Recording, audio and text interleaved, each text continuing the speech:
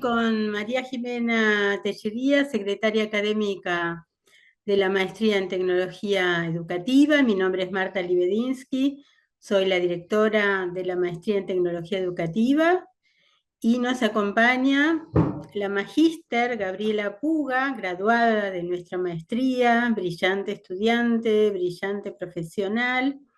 Y el encuentro del día de hoy, buenas tardes Beatriz, que acá nos saluda. El encuentro del día de hoy es un encuentro que hacemos periódicamente, que es este ciclo de webinars que llamamos aula abierta, donde de algún modo corremos un poquito, abrimos las puertas del aula de la maestría, de las materias, de los distintos momentos, de los distintos espacios, para contar un poquito lo que hacemos, lo que nos gusta hacer, sobre qué temas conversamos, qué temas nos preocupan. Y hoy es muy particular, porque en un ratito Jimé les cuenta cuáles fueron los encuentros anteriores, pero hoy es un encuentro muy particular, porque Gabriela va a presentar hoy acá y va a conversar sobre este primer libro, el primer libro de la colección Tecnología Educativa que se publica con Editorial Y. Así que para nosotros es un orgullo enorme, toda la comunidad de la maestría está invitada a participar. Para nosotros la comunidad son nuestros docentes, las personas que componen los comités de evaluación, los tutores, bueno, los graduados, los alumnos no, porque tienen que primero hacer sus trabajos finales hasta ver si quieren y están en condiciones de hacer una transformación de lo que es el género, digamos, trabajo final de maestría o tesis de maestría, y convertirlo en un libro, como les va a contar, como les va a contar Gabriela, ágil, ameno, ¿no? Sintético, para poder presentarlo a, la, a nuestros estudiantes, a nuestros graduados y a todas las personas interesadas en los temas en los que trataron. Ustedes cuando conozcan de a poquito la colección van a ver que tiene estas características. Es una colección de tipo práctica, de tipo directa, con muchos tips, con muchas orientaciones, y esta es nuestra intención, así que bueno, nos da mucho orgullo en este 2024 presentar este primer libro de Gabriela Puga. Jimena ahora va a hablar un ratito, ¿no? Y después seguimos con Gaby. Muy buenas tardes a todos, un gusto estar en contacto esta tarde. En este marco del ciclo Aula Abierta, en el día de hoy va a presentar Gabriela Puga. En el webinar Microviaje por la Educación Maker nos va a realizar una presentación de su libro, su recorrido. Este ciclo, Aula Abierta, se desarrolló a lo largo de los últimos años y en el transcurso de este año se han realizado estos encuentros. La profesora Jenny González, profesora de Inclusión Educativa y Tecnología, realizó la presentación de su libro Tecnología Educativa en Pedagogía Hospitalaria, un libro publicado por la editorial Octaedro. Durante el encuentro recorrió estrategias y recursos para enriquecer la experiencia de aprendizaje en ámbitos educativos hospitalarios y domiciliarios. Luego tuvimos otro encuentro a cargo de los profesores del seminario Tecnología, Cultura y Sociedad, que realizaron la presentación del libro escrito por ellos, EduTubers, Docentes en Pantalla. Y el último encuentro fue realizado por la doctora Marta Libedinsky y se presentó el libro Aprendizaje fuera del aula, historias y propuestas de excursiones educativas. En el día de hoy vamos a presentar el libro de Gabriela Puga, el primer libro de esta colección de la Maestría en Tecnología Educativa, Hacedores del Aula, guía docente para acercarse a la educación maker. Voy a presentar a Gabriela, su perfil. Gabriela Puga es magíster en Tecnología Educativa, licenciada en Ciencias de las Tecnologías de la Información y de la Comunicación, diplomada en Políticas TIC, diplomada en Robótica Educativa, diplomada en Conducción de las Instituciones Educativas, profesora de Informática y profesora de Educación Inicial. Es directora de investigación dirige trabajos finales de la maestría en tecnología educativa, participó como jurado de trabajos finales también de la maestría en tecnología educativa de la Universidad Abierta Interamericana, es contenidista, es también diseñadora de contenidos educativos, tutora virtual, entre otras experiencias de trabajo en el campo de la tecnología educativa que he tenido. Bueno, Gabriela, muy bienvenida, muy buenas tardes. Voy a dejar de compartir ahora la pantalla. Buenas tardes, gracias a todos, gracias por la oportunidad, siempre acompañándome, Marta especialmente, dándome muchas oportunidades que siempre agradezco. Bueno, voy a compartir para poder comenzar.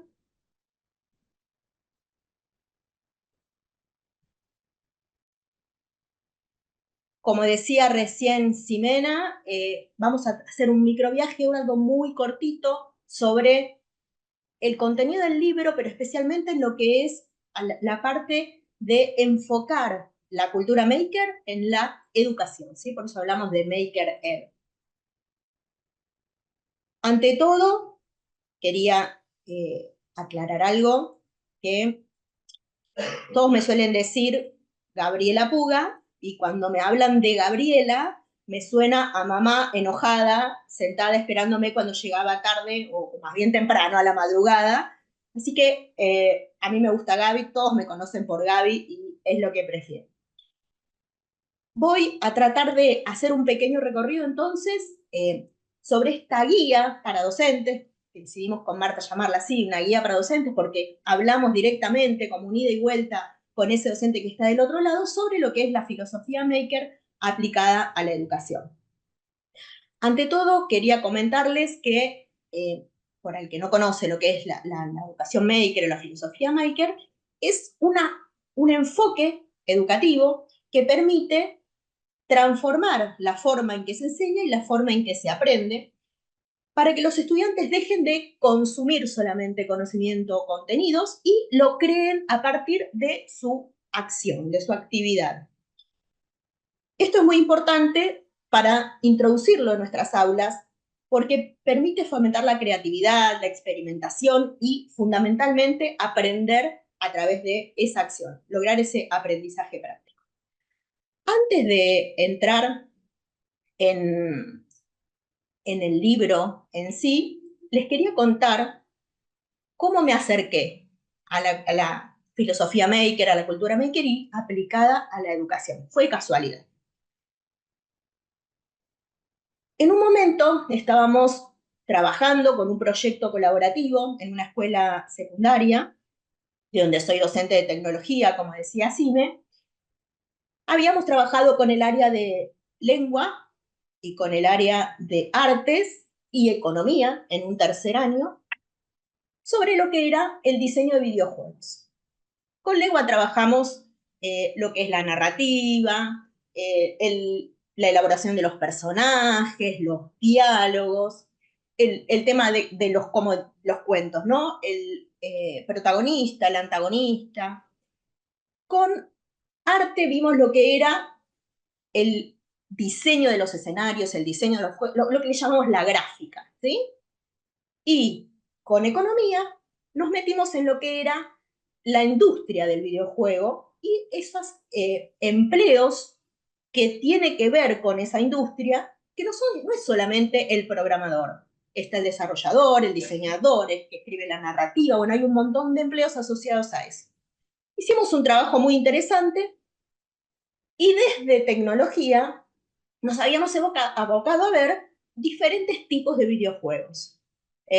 Battle Royale, en primera persona, de plataformas, y nos decidimos a trabajar sobre los juegos arcade, los viejos juegos, esos primeros de consola gigante con los que jugábamos en los fichines, ¿no? Entre todos revisamos algunos viejos jueguitos y decidimos crear un Space Invaders, el de las navecitas a las que le disparábamos para que no lleguen hasta abajo. Quedó bárbaro, lo hicimos con un... después van a ver en el libro que explico diferentes aspectos, ¿no? Entre los software, lo hicimos con uno de bloques, que se llama Mblock, que es muy parecido al Scratch. En el libro explica todo eso, no voy a perder tiempo ahora. Lo bárbaro. Pero nos habían invitado, si los que están presentes son de Ciudad de Buenos Aires, saben que hay una semana de la educación secundaria donde se muestran en los colegios lo que vamos haciendo en las diferentes áreas. Nos habían invitado a que presentemos el juego en la semana de la educación secundaria. Pero decíamos, todos desarrollamos el mismo juego. Cada uno tenía un aspecto distinto, pero no íbamos a presentar todos el mismo juego. Entonces queríamos hacer algo diferente, que llame la atención, que sea nuestro. Y ahí es donde viene el enfoque Maker. Se me ocurrió tomar placas Makey Makey, son unas plaquitas que permiten conectar lo físico con lo virtual. Son muy simples de usar, está ahí en el libro. Y conectamos esa placa, la convertimos en joystick. Pero decidimos que no íbamos a jugar con las manos, que íbamos a jugar con los pies. Entonces, con un cartón y un papel de cocina, el papel metalizado de cocina, más la plaquita y sus conectores, armamos un joystick en el piso.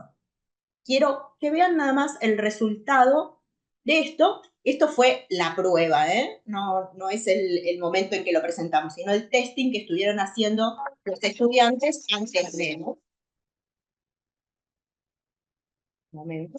Como la tecnología siempre... No lo están viendo, ¿verdad? El video. ¿No lo ven? ¿No se ve? Yo lo escucho, pero no lo veo.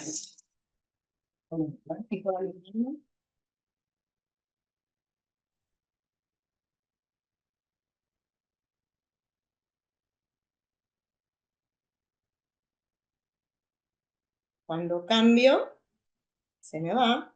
Ahí va, a ver. Es acá. Bueno, no me deja. Quería mostrarles un chiquitito de esa presentación que hicimos, de esa prueba que hicimos. Qué lástima. No puedo. Bueno, se la pierden. Muestra cómo los estudiantes van probando y se van ayudando para lograr que eso funcione y que quede óptimo para el momento de la presentación. Bueno,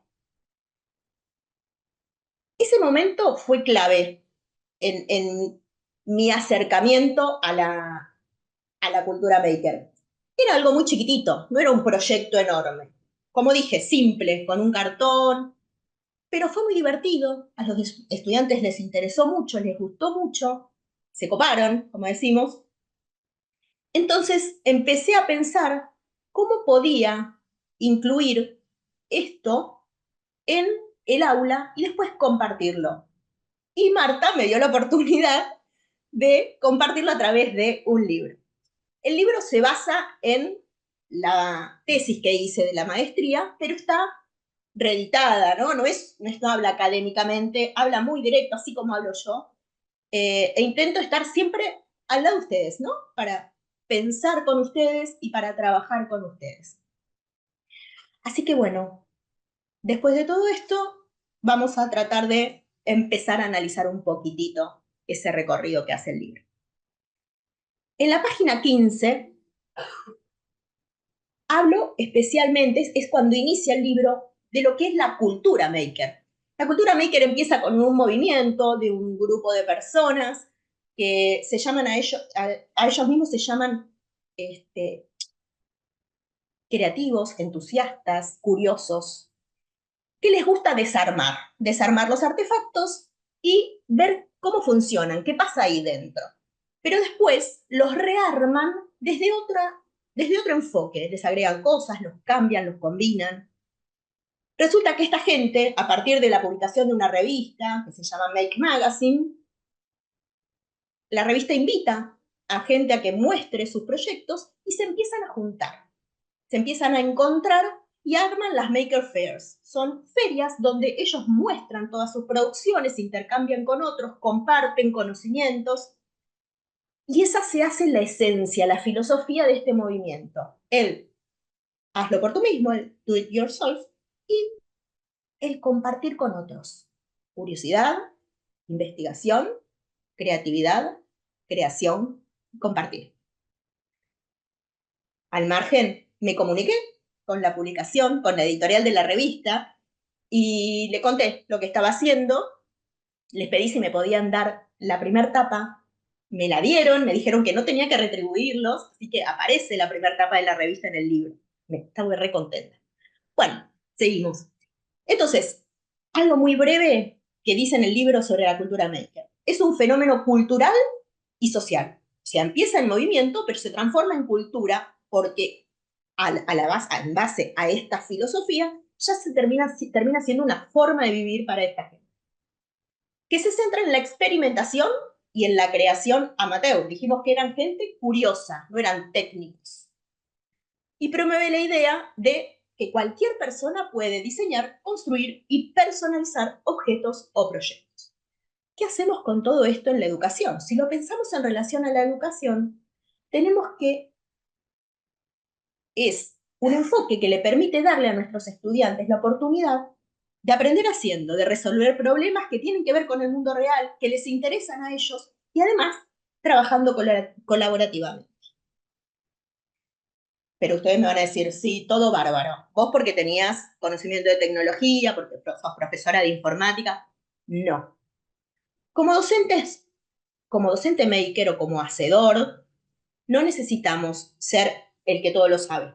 Tampoco necesitamos ser el que todo lo sabe en nuestras áreas, ¿eh? Eso ya, bueno, es una filosofía, una posición mía, pero como docentes maker no necesitamos saber todo. Cuando escribí el libro, la inteligencia artificial, las plataformas de inteligencia artificial todavía no estaban muy en boga. Entonces, en el libro les digo que existen videos, asociaciones que te dejan entrar y ver los proyectos, plataformas específicas de las placas, la placa, las placas hoy en día tienen plataformas muy puntuales que no solo tienen sus lenguajes, sino que además te dan los proyectos, te dan cómo se programan. Bueno, además de todo eso, hoy en día tenemos las plataformas o la asistencia de la inteligencia artificial, que si las seguimos a usar bien, es un golazo porque te da absolutamente todo, no solo te tira ideas, sino que si vos le pedís que te tire el programa, que es lo más difícil para el que no es profesor de tecnología o que no tiene conocimientos de programación, si que te tire el código, te lo tira. Obviamente, hay que probarlo, intentar, mejorarlo, pero cualquiera entonces puede trabajar con este tipo de proyectos. Y además siempre está o el facilitador digital en Ciudad de Buenos Aires, o hay un profesor de tecnología en la escuela, o hay algún entusiasta que también sabe y que nos puede ayudar. Entonces, nuestro papel se convierte en guías, en facilitadores, para que podamos aprender junto a los estudiantes y ayudarlos a crear proyectos que resuelvan problemas del mundo real. Es importante que tengan contacto con la realidad. ¿Y por qué remarco esto? Porque la educación maker se basa en las ideas de Papert, ¿sí? En el construccionismo. Papert argumenta que el conocimiento no puede transmitirse, ¿sí? Yo no puedo tirar un aerosol de saberes y que el estudiante lo absorba. Tiene que crearlo por sí mismo, tiene que construirlo.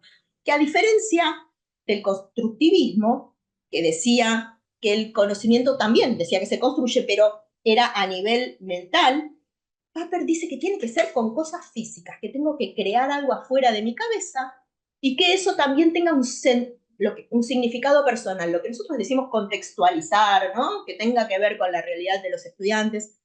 Entonces, pensemos que Papert integra esta idea de construir, de elaborar, de crear, de meterle las manos.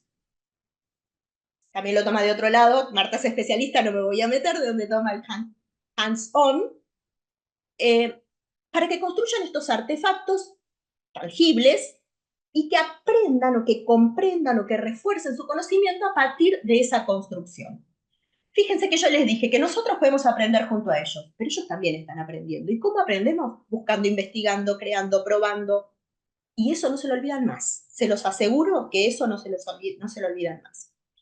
Entonces, como docentes, estamos invitados a probar, a crear estos espacios donde los estudiantes puedan construir ese aprendizaje, de forma activa y que sea un aprendizaje significativo, que les importe, que esos espacios les den la oportunidad de convertir sus ideas en realidad, cambiando esta forma de acercarse al conocimiento, no tanto desde la teoría, dije no tanto, no digo que no tiene que haber teoría, sino enfocándose desde la práctica, para reforzarlo, ¿sí?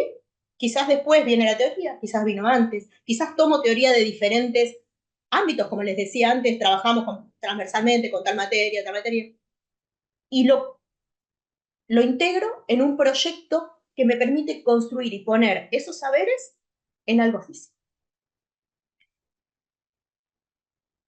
¿Qué pasa con este tipo de proyectos? Dije que era aprender a través de la acción o crear para aprender, que los docentes tenían que ser solo guías, tutores, que no tenían que saber todo para poder enfrentar o para poder afrontar, perdón, una clase de este tipo, que todos íbamos a aprender haciendo y además que tenemos que trabajar colaborando. Acuérdense que les dije al principio que los entusiastas armaban las Maker Fairs para compartir, ¿sí? Para mostrar, para trabajar en conjunto y crear nuevas cosas. Entonces, la colaboración es súper importante en estos proyectos. En la página 22 saco un pedacito de esa página que dice: estas prácticas te permitirán promocionar un ambiente inclusivo y diverso, no es lo mismo, ¿no? Pero inclusivo y diverso en el aula, dando valor a la diversidad de habilidades y de talentos individuales. Esto va a crear un espacio educativo donde cada estudiante se pueda sentir valorado, sea capaz de contribuir de manera significativa a ese proyecto, promoviendo un sentido de pertenencia y de comunidad colaborativa. Si uno lee rápidamente todo esto, dice diseño curricular, capacidades. O si soy de superior, hablo de los programas enfocados en el desarrollo de capacidades. A través de estos trabajos colaborativos, desarrollo un montón de o fomento el desarrollo de un montón de capacidades, como la colaboración, el trabajo en equipo, la responsabilidad, pero además, como tiene un proceso de diferentes partes, cada uno de los estudiantes pone en juego, si pensamos en las inteligencias múltiples, pone en juego su inteligencia más desarrollada o la que más lo favorece. Algunos van a investigar, otros van a idear, otros van a diseñar, a programar, a crear. Si trabajamos en equipo, cada uno colabora y cada uno es importante para lograr ese producto final. ¿Están ahí? ¿No se me están durmiendo? Pero como todo, puede fallar. No voy a mentir. Les voy a contar una historia, la historia de la huerta frustrada. Estábamos trabajando, soy muy de proyectos colaborativos, estábamos trabajando con segundo año, con el área de naturales, y tercer año conmigo con tecnología. Segundo, estaba armando unas macetas, unas huertas, iban a hacer unas plantitas. Entonces nosotros decidimos, como el colegio es muy cerrado, no se podía armar un sistema de riego ni nada de estos sueños que podemos tener los docentes, pero sí podíamos hacer unas alarmas para el riego. Entonces, tomando unos dispositivos de Arduino, con unas luces LED y unos zumbadores, todo está en el libro, armamos estas alarmas en las que teníamos un sensor de humedad que detectaba cuando estaba seca la planta, se prendía una lucecita y hacía un sonidito leve para avisar que había que regar. Todo bárbaro. Armamos todos los dispositivos, pero las plantas no aparecían. No aparecían, no aparecían. Entonces no los podíamos poner. Bueno, los guardamos, seguimos trabajando en otras cosas, dijimos, cuando estén las plantas, los probamos. Resulta que las plantas estaban, así como nacieron, crecieron, se murieron, pero las habían puesto en otro lado. Nunca pudimos poner los dispositivos a prueba en la escuela, sí los probamos en simuladores, pero no era lo mismo. Entonces, ahí podemos, si bien no pudimos probar el dispositivo específicamente, pudimos aprender igual. Aprendimos que, por este malentendido, o por una falta de comunicación, o por una falta de planificación correcta, no llegamos a lograr la meta. ¿Qué quiere decir? Que lo importante no es ese producto final, sino que a través de ese resultado o de ese error, yo pueda aprender. Igual no se sientan tristes porque pedimos permiso en la dirección, cada equipo se llevó un dispositivo, un representante de cada equipo se llevó el dispositivo a casa, lo probó una semana en la planta, pero bueno, no era lo mismo, nosotros queríamos hacerlo en la escuela. Entonces, esto es lo que quiero que piensen, que si como docentes no nos sale, porque en ese caso era un problema de docentes, no de alumnos, ¿no? Los docentes del área de naturales, mi responsabilidad por no mantener una comunicación correcta, nos equivocamos. Y nos sentimos muy tristes porque los alumnos no podían probarlo. Pero entonces aprendimos que para la próxima lo teníamos que hacer de una manera diferente. Eso también les enseñó a los estudiantes que ellos también se pueden equivocar, que ellos también pueden aprender de sus errores. Bueno, probaron, la verdad, los probaron en su casa, después revisamos qué cosas le teníamos que mejorar, qué cosas. Bueno, se me está haciendo muy tarde con esto. Vamos de cierre.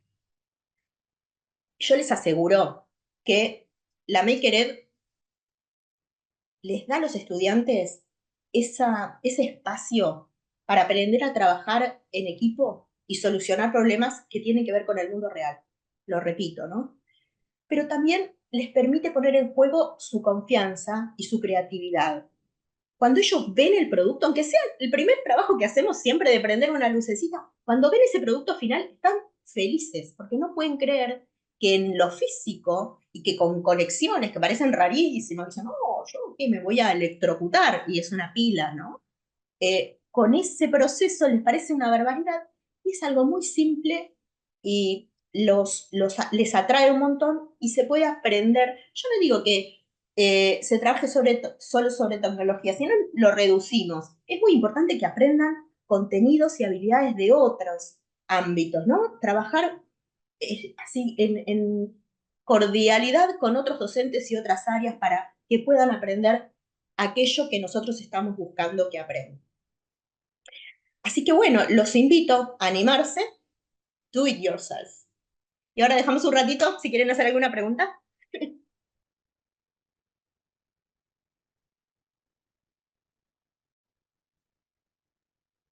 Excelente, Gabriela. Excelente presentación. Muy clara, muy concisa, al igual que el libro. La verdad que es un placer leerlo. Ahora en breve les compartimos la información sobre cómo conseguirlo. Así que bueno, mientras tanto esperamos que puedan compartir los asistentes sus preguntas, sus comentarios. Así podemos hacer un espacio de intercambio.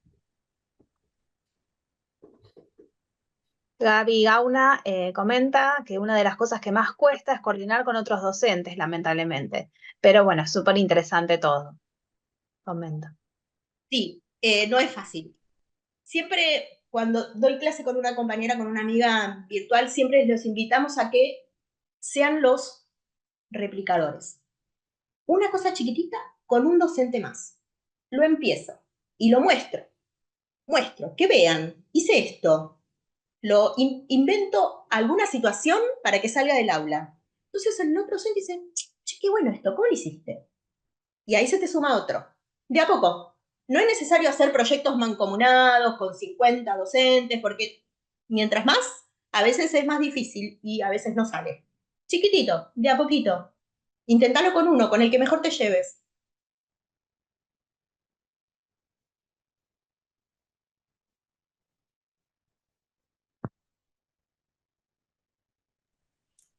Gaby, una cosa que hablamos algunas veces es este tema de lo que se llaman los espacios maker, que a mí me fascinan. Yo iría ahí a esos A lugares, pasear adentro, a a jugar. pasear adentro, que me invitaran. Pero claro, evidentemente no es tan común que las escuelas, o sea, así como las escuelas tienen, digo yo, el patio, hay tanta gente en estos momentos hablando sobre la arquitectura escolar, la infraestructura escolar, ¿no? O sea, puede ser que una escuela tenga un gimnasio, tenga un laboratorio, que yo, como en mi escuela secundaria tengo una biblioteca, mapoteca teníamos, ¿no? Laboratorio de ciencias naturales, el patio grande, el patio chico, el patio techado. una vez en una escuela en Paraguay conocí un aula que la llamaban el aula de los pies descalzos, que era donde solo se hacían actividades con los pies descalzos, digamos, así, ese era el nombre, no se podía entrar con zapatos. ¿Qué pasa que no, o sea, no tengo información, pero qué pasa?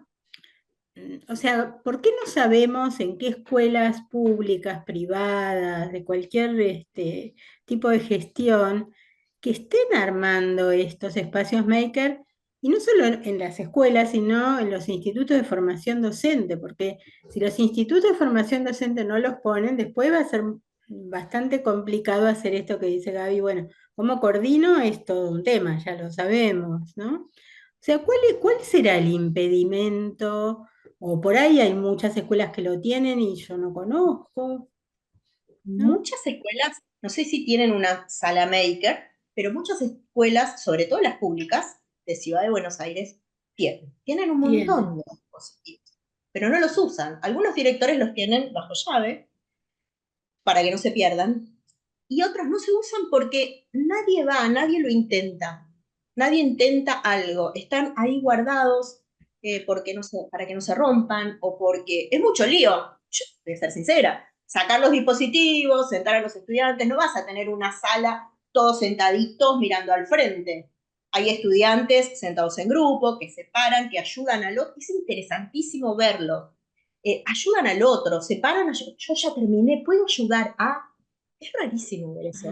Eso pasa en claro. primaria o en inicial, pero que pase eso en secundaria es llamativo. Lamentablemente, en muchos casos pasa esto. Se cuenta con un montón de dispositivos que no se usan. En otras escuelas sí están los dispositivos y muchas veces queda hacia adentro lo que pasa para que el otro no se copie. Sobre todo en las escuelas privadas no comunican mucho, muestran a los padres cerradito para que el papi esté contento, pero no sale hacia afuera para que otras escuelas puedan hacerlo, para que todos podamos crecer. Hay una escuela, no sé si la puedo nombrar, que trabaja con un montón de contenidos que sí, publica, que muestra, que saca hacia afuera, por nombrar, ¿sí? La ORT, la escuela ORT, si ustedes entran, tiene páginas que va mostrando las cosas que van haciendo hasta niños de primaria, desarrollan videojuegos, está bien, tienen un montón de recursos, ¿no? Les sobran recursos, pero es valioso esto que hacen de socializar, de mostrar. Entonces, sería muy bueno, si ustedes se animan, si empiezan, si hacen algo chiquitito, que muestren en comunidades.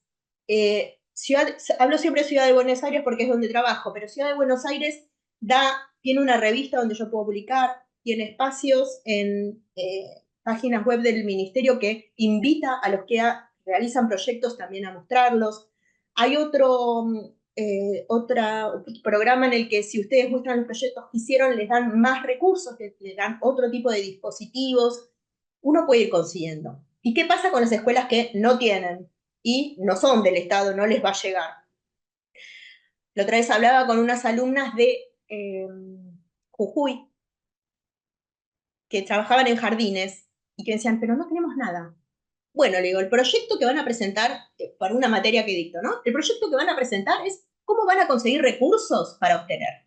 El otro día las vimos, llevaron el proyecto a dirección, lo mostraron, consiguieron el dinero por rifas, por eventos, por un montón de cosas que hicieron, y con ese dinero compraron un montón de dispositivos y de artefactos para la escuela. Otra cosa, no necesito una impresora 3D, no necesito lo último en tecnología. Si yo junto un montón de lo que llamábamos en nuestra época material de desecho, ahora es reciclable, con eso puedo armar un montón de cosas. Y con motores viejos, joystick que no sirven más, los desarmo y ahí dentro tengo zumbador, tengo motor, tengo un montón de cosas que puedo reutilizar. No necesito nada que rompa los esquemas. Y muchas veces hay empresas, si yo les escribo y les digo, es para un colegio, es para esto, o bien te mandan los dispositivos, o bien te donan dinero para que los compres, ¿sí? Entonces hay que rebuscárselas, pero hay que armar un espacio para que los chicos, con los estudiantes, puedan aprender a hacer. Hay muchos lugares que son fuera de la escuela, hay muchos clubes que ahí sí funciona, ¿no? Esta filosofía maker, esta cultura maker aplicada al aprendizaje, pero no es formal, ¿sí? Es informal, entonces, o no formal.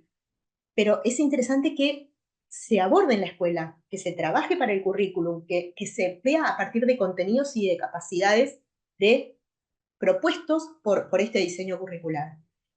Formación docente, Marta, está cambiando el diseño curricular de ciudad, esperemos que haya un espacio interesante, sería muy bueno que haya un espacio interesante para que los docentes puedan aprender o puedan perderle el miedo, ¿no? Que no tengan que ser profesores de tecnología para poder trabajar con esto de las manos en... Claro, pues yo veo que hay muchos grupos ya trabajando, grupos compuestos por arquitectos, educadores, didactas, historiadores. Conozco gente excelente que son historiadores de la educación, que estudian la historia misma de los edificios, cómo se construyeron, por qué se construyeron en el momento en que se construyeron, pero siento que aunque sea la escuela, un poquito debería repensar esos espacios, debería pensar en cierta movilidad más allá de las aulas, ni hablar los institutos de formación docente para preparar a esos docentes para el momento en que vayan a las aulas. Y después, como bien mencionas, que es un tema que en la maestría nos importa mucho, que es todo lo que que tiene que ver con lo informal, con los clubes, con los museos, que también lo hablamos un día, museos que adaptan una zona y arman ahí espacios maker, quizás vinculados con la misma propuesta del museo, ¿no? Que sea un museo de artes, un museo de ciencias, o sea, empiezan a unirlos. Telefónica también, Telefónica Movistar también tiene espacios maker muy interesantes, que a veces es difícil conseguir el turno, pero muy, muy bueno. Claro, claro, bueno, el trabajo que hace Telefónica también es importante. Bibliotecas que quizás les quedaron zonas que ya no se usan tanto por montones de razones que ya conocemos y que podrían tomar esos espacios, ¿no? Para trabajar estas ideas de la filosofía maker, de otro tipo de conexión, ¿no? Con el hacer, con el reflexionar, con el pensar. Nosotros a veces decimos el chiste, la didáctica de la palangana, ¿no? O sea, tomar palanganas y armar tengo la palangana roja, la verde, la azul, le pongo una consigna en un papel y le pongo todos los elementos necesarios para cierta construcción o los básicos. Entonces, bueno, digo, hay salidas para esto. Entiendo que hace falta formación, entiendo que los ministerios deben proveer, tienen que ser proveedores de los materiales necesarios. No creo que haya que resignarse, pero sí, yo también, como mencionabas vos antes, bueno, yo vi trabajos muy lindos hechos con las impresoras 3D, ¿no? Hermosos, o sea, cosas muy lindas, muy creativas, experiencias muy interesantes. Entonces, bueno, quizás sea cada uno, o sea, desde su lugar, cada uno tenga que empezar como a empujar un poquito, ¿no? Para que estas cosas sucedan y mostrar de que sí, hay niveles bajitos y que después puedes llegar a niveles más altos, que puedes empezar con poco material y por supuesto ir consiguiendo mejores materiales, pero que yo creo que para nuestros niños, nuestros jóvenes, son experiencias Hermoso. increíbles, son Sí, increíbles. Y tengo como así un sabor en la boca que me parece que todavía falta sí. ponerle onda, o tomar un espacio y decir, ya está, este espacio se usaba para esto, bueno, no se usa más para esto, ahora se usa para esto otro, ¿no? A veces quedan ahí, ¿no? El laboratorio y el volatorio no tienen ni un tubo de ensayo, ¿no? No me pasa, realmente. Claro, claro. En el libro, la primera parte es teórica, ¿no? Explica todo esto de lo que es la cultura, cómo aplicar la educación, qué sé yo, y la segunda parte va pasando componente por componente, explica cómo se llama, para qué sirve, cómo se conecta. Y después hay una parte de lo que son los espacios maker y hay una listita que dice, bueno, lo esencial, lo importante, chiquitito, y después está todo lo demás, ¿no? Todo lo que le puede ir agregando. Y hay ideas de cómo conseguir estos recursos. También a veces herramientas. Bueno, a veces algún padre que tiene de más puede dar, sí, hay un montón de acciones que uno puede ir, hay que trabajarla de abajo, porque de arriba es difícil, no digo que no, ¿eh? Es difícil que llegue, entonces si trabajamos todos juntos, como la comunidad maker, quizás llegamos a armar estos espacios de a poquito. Tenemos Acá Beatriz está diciendo algo, ¿no? Sí. Sí. Beatriz Fernández comenta que como profesora de formación docente no hay ningún espacio para poder mejorar los aprendizajes y el cambio de plan no incluye la materia tecnología. Van a transversalizar en cada área, pero falta capacitación para nuestros pares, hay mucho que repensar. Nuestros futuros docentes siguen llevando la lámina aún teniendo proyector en las aulas. Hay mucho para hacer. Yo no voy a defenestrar lo analógico, es importante, ¿no? Porque justamente acá estamos hablando de cosas físicas, claro. Pero hay una presentación digital supera un cartelito o una lámina que yo puedo armar a mano. Entonces, cuando uno supera al otro, hay que elegir el que va mejor al propósito, ¿no? Entonces, los estudiantes que están ahí formándose, ojalá Beatriz les pueda dar ideas, no tienen por qué saberlo, ¿no? Llegué hasta acá con esto, bueno, ahora tengo que aprender nuevas cosas, no me puedo quedar con lo que me enseñaron en el colegio o cuando termina en formación docente, no me puedo quedar con lo que aprendí en mi formación docente, sino que constantemente tengo que estar capacitándome. Y esto no implica invertir dinero, puede implicar invertir dinero, porque puedo hacer carreras importantes que son pagas, pero también puedo hacer cursos cortos, puedo entrar y ver videos de YouTube, puedo hacer un montón de cosas y no quedarme con, ya está, logré mi título y con lo que aprendí ahí salgo. Lamentablemente, sí, le falta todavía a formación docente. Marta. Hay que enfocarse en esto, es la base para nuestros docentes. No solo hablo de lo maker, que es lo mío, sino también en mucho el pensamiento computacional, ¿no? Trabajar sobre esta forma de pensar y de elaborar las cosas que va para todo, va para matemática, va para lengua, va para lo maker, va para todo. Y el trabajo colaborativo, aprender junto a otros, crear junto a otros, construir conocimiento junto a otros, porque cuando yo salgo a trabajar afuera no voy a trabajar solo en el mundo, salvo que sea un programador que programo solo para mí mismo, ¿no? Yo trabajo para otros, convivo con otros, entonces ese trabajo colaborativo es importantísimo para un desarrollo de capacidades sociales de los estudiantes. Excelente. Más preguntas, comentarios, aprovechen que tenemos unos minutitos más. Algo que quieran decirle a Gaby. Ideas, sueños. Dice Gaby Gauna, yo me mudé al sur recientemente y me encontré con una realidad muy distinta en cuanto al nivel educativo y la apertura de los docentes a lo nuevo.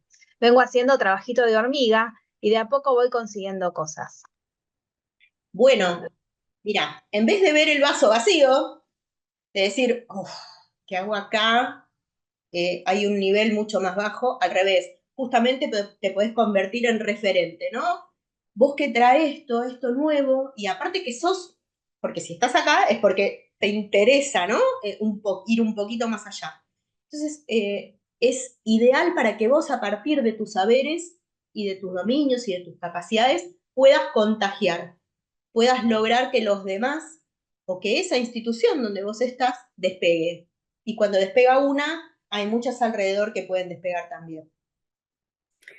En la maestría también divina está, sí, el trabajo de hormiguita, la hormiguita pionera, así que está perfecto, siempre hay alguna Yo tenía un profesor que entraba a una escuela y decía, ¿dónde está la heroína? Una escuela buena que funcionaba, entraba y gritaba, ¿dónde está la heroína? Decía, ¿me la muestran a la heroína? Un amor.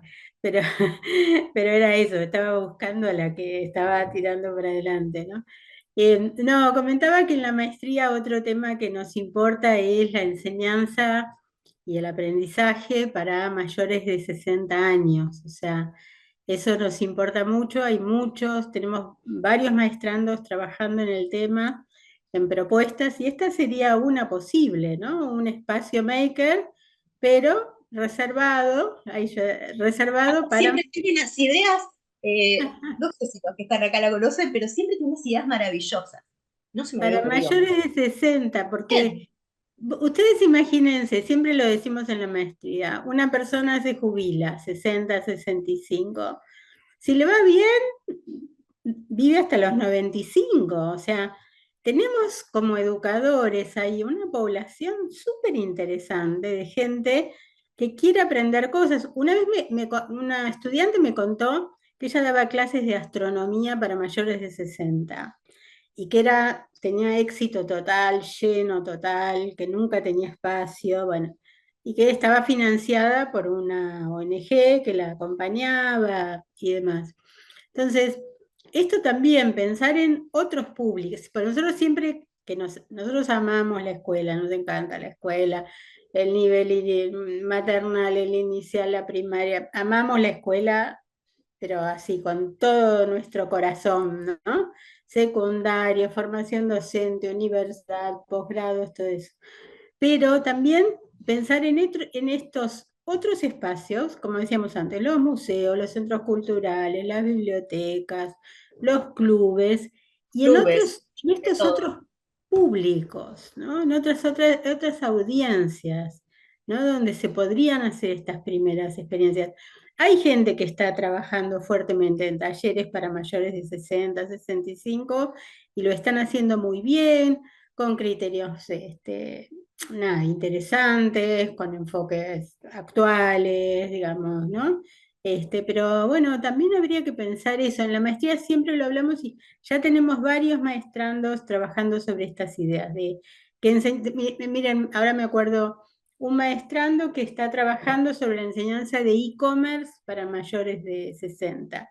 O sea, porque él considera que se puede llegar a ser bueno, aunque la gente se jubile, una salida laboral en e-commerce, ¿no? Entonces, y así tenemos varios estudiantes que están pensando, bueno, eh, ¿qué es lo que podemos enseñar? Otros sí, que es el clásico, están pensando cómo enseñar temas de ciudadanía digital, cómo hacer trámites, cómo, qué sé yo, cómo entretenerse, cómo escuchar música, cómo leerle, encontrar literatura linda para leer o para leerle a niños o lo que fuera.